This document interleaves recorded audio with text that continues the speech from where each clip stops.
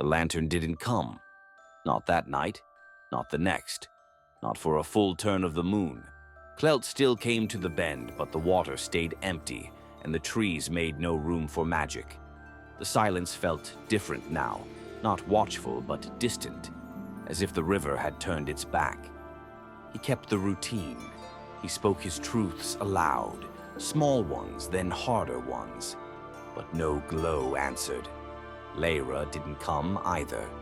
He missed her, more than he expected. Not in the way of aching hearts and lost chances, but in the way of shared silence, the kind that says, "I'm here too."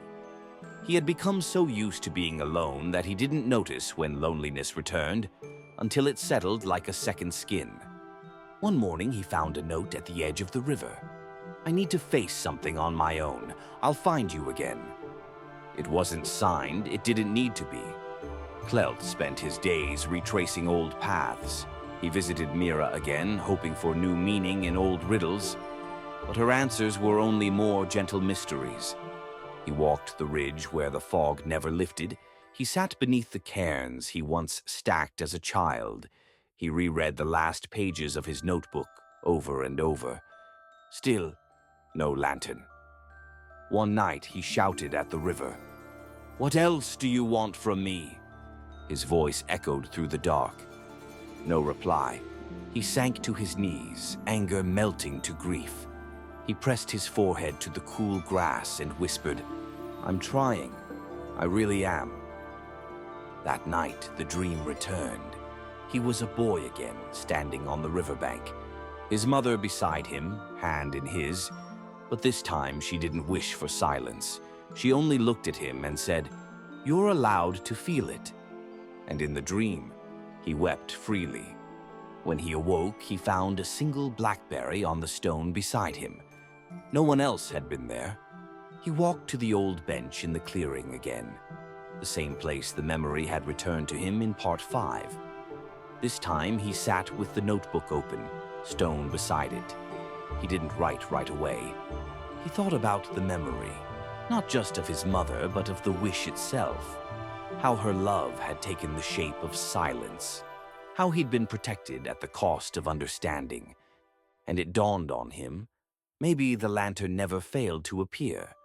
Maybe it was waiting until he could face it without needing it to fix him. So he wrote, "Pain isn't the enemy. Silence isn't a curse. Wishing to forget is a way of screaming when you don't have words." He closed the notebook. The next evening he went to the river bend earlier than usual.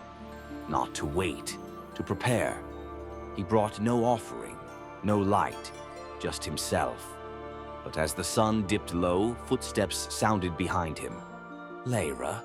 She didn't speak right away, just sat beside him and pulled something from her pocket. A second stone, nearly identical to the one he had found. "I saw it near the place where I used to sit when I was little," she said. "It wasn't glowing when I found it, but it warmed up when I held it." He nodded and they sat together, palms open, stones resting like forgotten truths. Clelt broke the quiet first. "I think I've been waiting to feel whole, like there's some final piece I need to find." Leyra turned her head slightly. "What if we're not puzzles? What then? Maybe we're rivers, always moving, never the same place twice, never meant to be finished." Clelt exhaled, a long, tired, grateful breath. He said, "That might be the kindest thing I've ever heard." They stayed until the stars pressed heavy above them, and in that dark, not summoned, not expected, the lantern appeared. Not floating, resting on the stone between them, glowing soft gold and green. No wind stirred, no animals rustled, just the slow beat of two hearts and the hum of something ancient. Clelt reached toward it, but Leyra placed a hand on his. "Let it speak first." So they waited, not in hope, in stillness. When the light faded, nothing was taken. No words were whispered. Only a feeling remained. the way fog lifts after days of rain. They didn't need to speak.